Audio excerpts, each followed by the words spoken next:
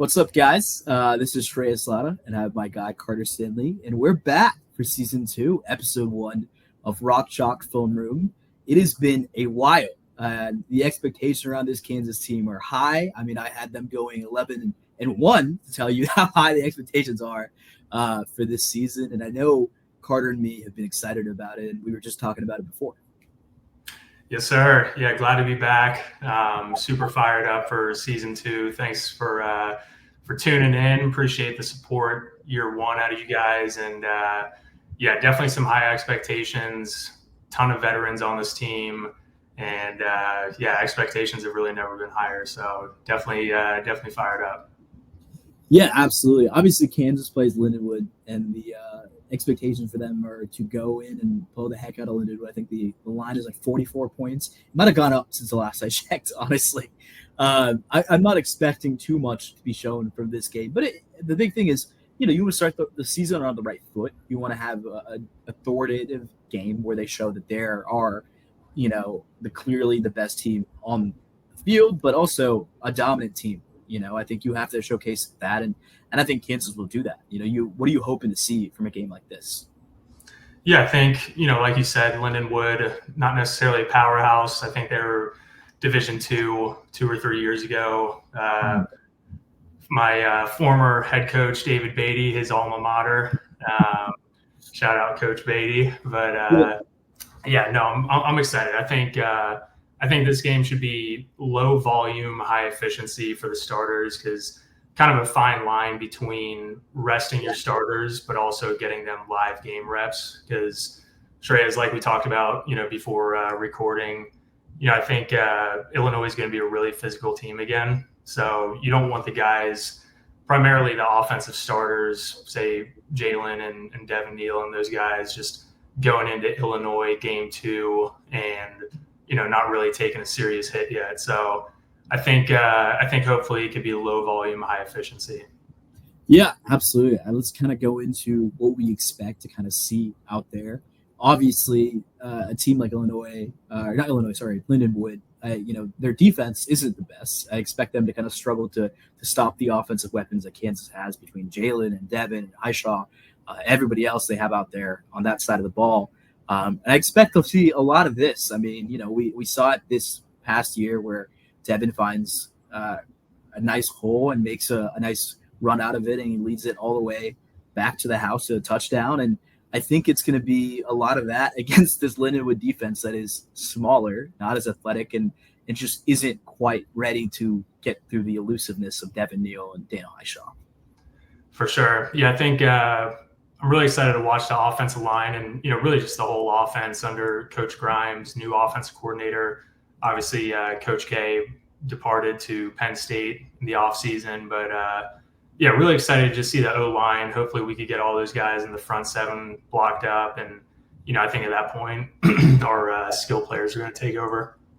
Yeah, I mean, obviously the departure of Dominic Kinney was a big one. And, Ormaj going to Texas A&M, those two guys leave some holes on that line, and I think the big thing is the Bryce Cable-Dew, is the Bryce Foster. Those guys, are they going to be able to step up and do the job as well as Pooney and some of these other guys have done from last year, Novinsky, etc. I think that's a big question to ask, and I'm excited to kind of see the combinations. Obviously as the game goes on, to see who they put at offensive line. I know.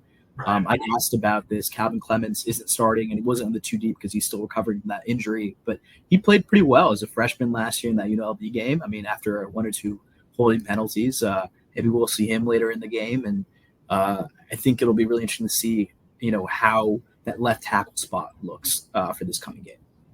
Yeah, definitely.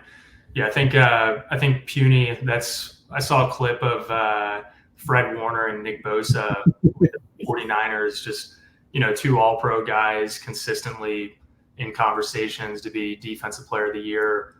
I think week 1 or week 2, Fred Warner's mic'd up and he's talking about how good Puny is. And, just to have those 2 speaking of a guy like that, like obviously pretty irreplaceable. And as far as Nowitzki, he was the only center we've seen under the Lance Leipold era. He was the anchor of the offensive line, the quarterback. So I think those are two big losses. Then, like you said, Armaj Reed Adams that went to Texas A&M. It's a big loss, but I think those guys are ready to step in and fill the roles. No, absolutely, and it'll be interesting to see. And I know you wanted to talk a little about the defense, special teams. What do you got prepared for us? Yeah, so I think on the defensive. Oh, are you able to put the clip up? Maybe. Oh, thank you. Yeah, I think defensive side of the ball. Again, we're going to be bigger, faster, stronger than this opponent on Thursday, and I think defensive backs, we should just really be pressing these guys on the line of scrimmage. Because if you let them get the 5, 8, 10-yard gains, just nickel and diamond down the field, that's where things can get interesting, and that's when you got to keep the starters in maybe longer than what they should be. So, just really keep the pressure. You see it right here, just press man coverage. We got two of the best cornerbacks, not only in the conference, but the entire country. And then as far as blitz packages, you're not going to be showing much in a game like this. I think just kind of base schemes all in all. Yeah, I mean, in a game like this, with a bye game almost, kind of what it feels like is, what is the kind of mindset you go in?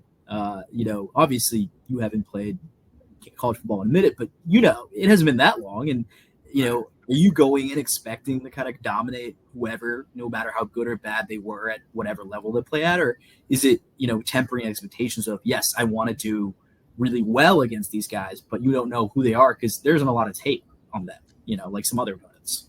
Definitely. No, I think, a big part of it is, these guys have been playing against each other, the KU that is, all spring ball, all summer workouts, and now in fall camp, they've just been beating each other up. So they're finally getting to line up against someone else for the first time in, 8-9 months. So that definitely brings the juice up, and I think they're going to be excited enough to do that. And again, I think these guys know if they start hot and get out to a hot start, it's game's going to kind of take care of itself, and they'll be able to kind of move on to next week.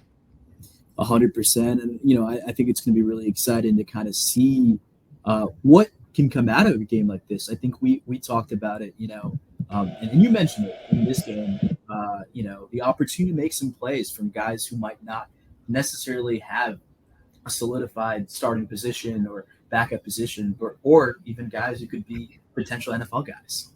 Yeah, no, totally. It's, I think guys that maybe aren't starting for KU right now, this is a great opportunity for them on special teams to go out there, whether it's running down on kickoff, running down on punt, great block on kick return, punt return, or like we saw Kobe Bryant do season opener of 2022, block a field goal. And yeah, you could say, oh, well, it's versus Lindenwood. Like, yeah, we should be able to block it. But if it was easy, everyone would do it, and you'd see blocked extra points and field goals when all these Power 4 teams play against FCS schools. So I think it's big for the guys that are battling for positions still on this KU roster, and then a guy like Kobe Bryant and many others that are going to get a look at the NFL. Again, if you could just put it on tape that you're a good special teams player, and even more so that you care and you give 110% on special teams, that's definitely a big deal.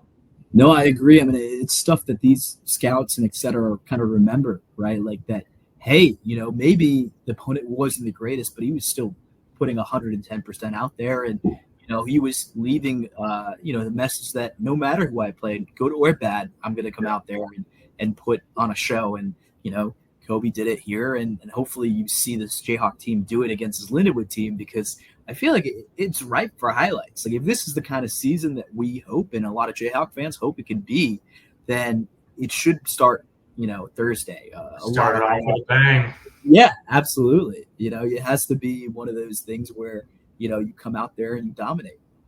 Definitely. Yeah, I think, again, just start off hot, make it known to not only the conference, but a lot of people all over the country that we're going to be a big time contender this year. And again, just starts with the very beginning, and be able to put it to rest early and get ready for next week. 100%. I think you said it best. I'm excited to kind of see what happens from that. That's pretty much my end. Anything to add, Carter? No, pumped to be back. definitely fired up. Definitely excited to be doing this segment again. We're going to be doing it weekly, and just be looking ahead to future KU opponents. So definitely fired up to be back. Absolutely. Thanks for watching, guys, and please let us know what you think. Like, subscribe, the usual. That's about it from us.